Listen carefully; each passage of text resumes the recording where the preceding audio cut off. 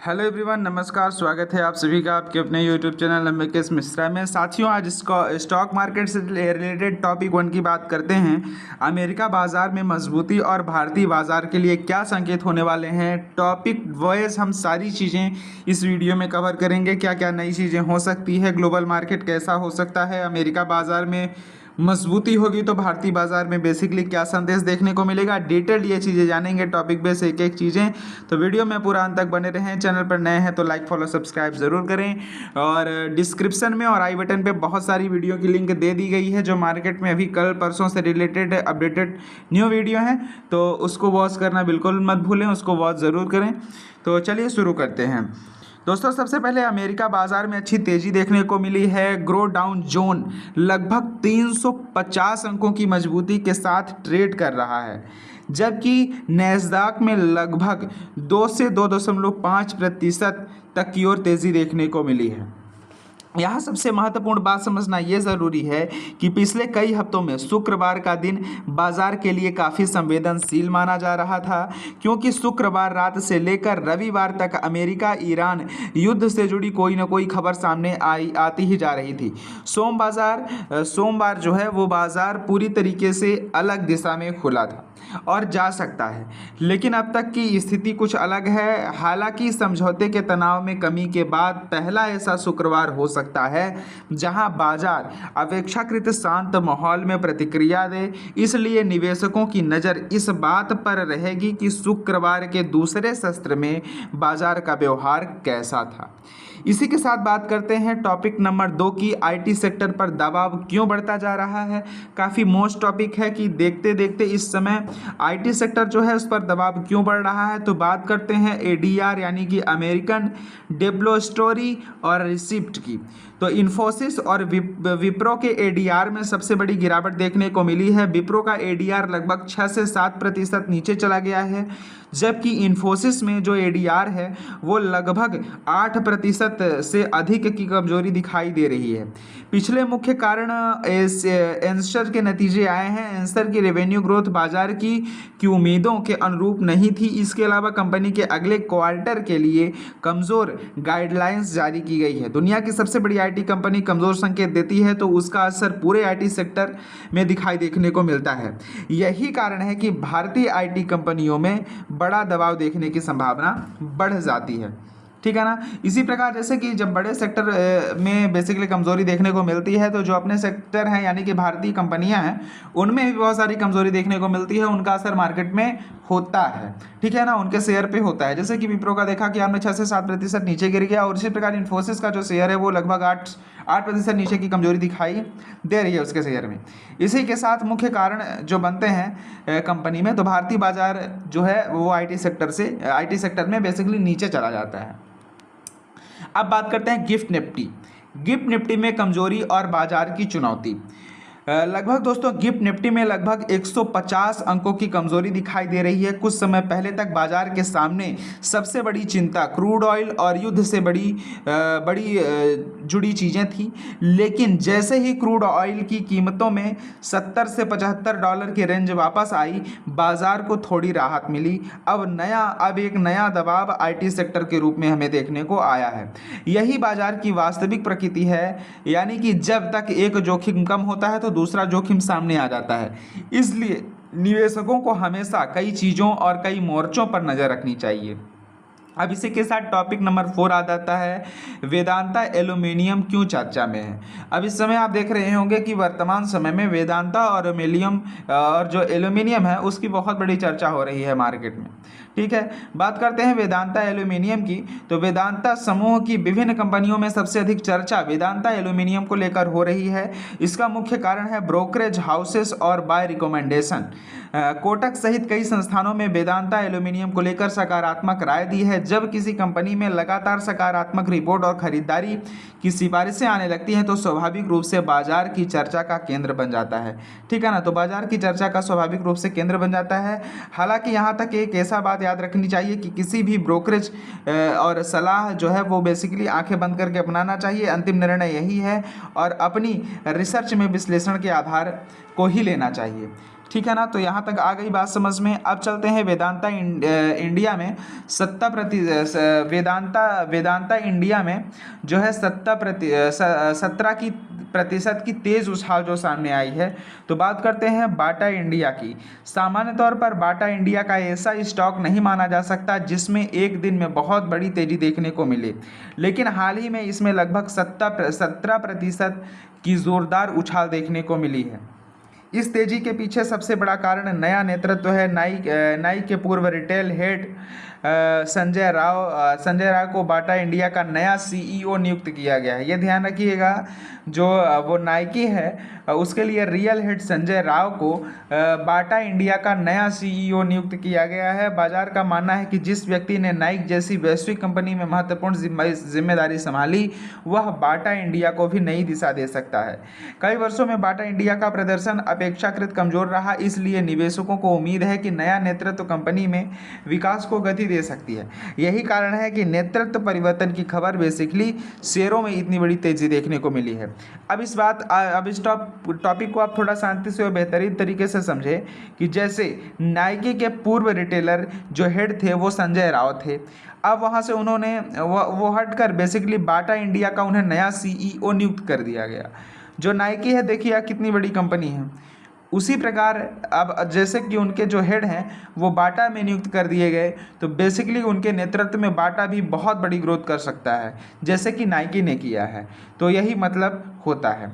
अब बात आता है टॉपिक नंबर 6 की, अडानी ग्रुप और एआई डाटा सेंटर का बड़ा विस्तार। बात करते हैं अडानी ग्रुप की। तो अडानी ग्रुप पहले से ही आर्टिफिशियल इंटेलिजेंस और डाटा इंफ्रास्ट्रक्चर से बहुत बड़े से जुड़कर काम कर रहा है। ताज़ा जानकारी के अनुसार अडानी ग्रुप और जेबल ने मिलकर बेसिकली एआई एवं डाटा सेंटर इंफ्रास्ट्रक्चर के क्षेत्र में जुड़कर बड़े स्तर पर काम कर रहा है। एआई रेवोल्यूशन इस दौर में डाटा सेंटर की मांग तेजी से बढ़ती जा रही है। जितना अधिक एआई का उपयोग बढ़ेगा, उतना ही डाटा स्टोरेज और प्रोसेसिंग की क्षमता की आवश्यकता होगी। इसलिए यह क्षेत्र आने वाले वर्षों में महत्वपूर्ण अवसरों के लिए निवेश माना जा सकता है। ठीक है ना। तो इस टॉपिक को अच्छे से समझिएगा। अडानी ग्रुप और एआई डाटा सेंटर का एक बड़ा विस्तार है। अडानी जो ग्रुप है पहले से आर्टिफिशियल इंटेलिजेंस जैसी चीज़ों में और इंफ्रास्ट्रक्चर में बहुत ठीक से जुड़कर काम कर रहा है। जानकारी के अनुसार अडानी ग्रुप और जेबल ने मिलकर एआई एवं डाटा सेंटर में बहुत बेहतरीन काम किया है। चलिए अब बढ़ते हैं अगले टॉपिक की ओर। अगला टॉपिक है FII और DII की गतिविधियां क्या बता रही हैं। सबसे पहले बात करते हैं फॉरेन इंडस्ट्रियल इन्वेस्टर की।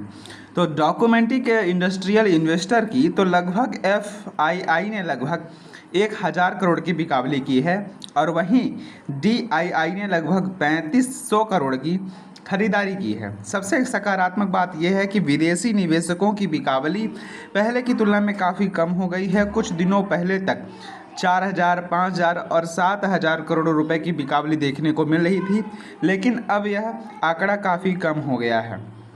इससे यह संकेत मिलता है कि वैश्विक अनिश्चितता में कुछ कमी आई है और निवेशकों का विश्वास धीरे धीरे वापस लौट रहा है। अब बात करते हैं गोल्ड, सिल्वर, क्रूड ऑयल और क्रिप्टो मार्केट अपडेट की। तो सबसे पहले सोना चांदी दोनों में कमजोरी देखने को मिल रही है। सिल्वर में लगभग 3% तक की गिरावट दर्ज हो गई है। क्रूड ऑयल की कीमतों में बेसिकली जो क्रूड ऑयल की कीमतों में $70 के आसपास बनी हुई है, जो भारत जैसे आयातक देश के लिए राहत की बात है। यदि क्रूड ऑयल 3 अंकों यानी कि $100 से ऊपर पहुंच जाता है तो इसका असर महंगाई और व्यापार के आर्थिक में घाटे में देखने को मिल सकता है। इसलिए वर्तमान स्तर में अपेक्षाकृत यह सकारात्मक माना जा सकता है। और बिटकॉइन में लगभग 3 से 5% तक गिरावट आई है, जबकि इथेरियम में भी दबाव दिखाई देखने को मिल रहा है। डोनाल्ड ट्रंप का नया बयान और ईरान का विवाद। अब आते हैं सबसे चर्चित अंतर्राष्ट्रीय मुद्दे पर। डोनाल्ड ट्रंप ने अपने ट्रूथ सोशल प्लेटफॉर्म पर कई महत्वपूर्ण पोस्ट किए हैं। उन्होंने दावा किया है कि अमेरिकी अर्थव्यवस्था मजबूत है, शेयर बाजार अच्छा प्रदर्शन कर रहा है, रोजगार के अवसर बढ़ रहे हैं और तेल जैसी कीमतें नीचे आ रही हैं।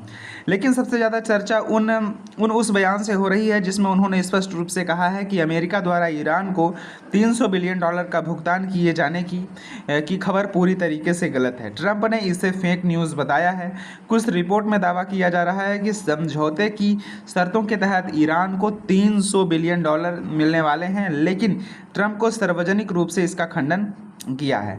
अब बाजार की इस पर बात रहेगी कि ईरान की ओर इस पर कोई आधिकारिक प्रक्रिया नहीं आई है। अब टॉपिक नंबर 10 है कि क्या ईरान यूएस विवाद पूरी तरीके से खत्म हो गया है। तो यह एक महत्वपूर्ण बात है और हमें समझनी चाहिए। युद्ध विराम या प्रारंभिक समझौता होने का अर्थ यह नहीं होता कि पूरा विवाद समाप्त हो गया है। अभी कई शर्तों और समझौतों का पालन करना बाकी है। लगभग 60 दिनों तक यह देखा जाएगा कि दोनों पक्ष समझौते की शर्तों का पालन करते हैं या नहीं। यदि शर्त सफलतापूर्वक लागू होती है तभी स्थिति को पूरी तरीके से मान्य माना जाएगा। इसलिए आने वाले समय में इस विषय पर और भी अपडेट देखने को मिल सकती है। टाटा मोटर कॉमर्शियल व्हीकल की कीमतों में बढ़ोतरी। टॉपिक नंबर 11 आता है टाटा मोटर्स और कॉमर्शियल व्हीकल की कीमतों में बढ़ोतरी। बेसिकली अब बात करते हैं टाटा मोटर्स की, तो इस पर पैसेंजर व्हीकल नहीं बल्कि कॉमर्शियल व्हीकल हो सकती है। कंपनी ने जुलाई महीने में कॉमर्शियल व्हीकल की कीमतों में 2.5% तक की बढ़ोतरी करने का फैसला लिया है। इस वित्तीय वर्ष में दूसरी बार है कि जब कीमतें बढ़ाई गई है। मुख्य कारण है रॉ मटेरियल कॉस्ट में वृद्धि। जब उत्पादन लागत बढ़ती है तो कंपनियां उसका थोड़ा बोझ जो है वो ग्राहकों पर भी डालने की कोशिश करती हैं। इसलिए वाहन उद्योग में लगातार प्राइस हैक देखने को मिल रही है।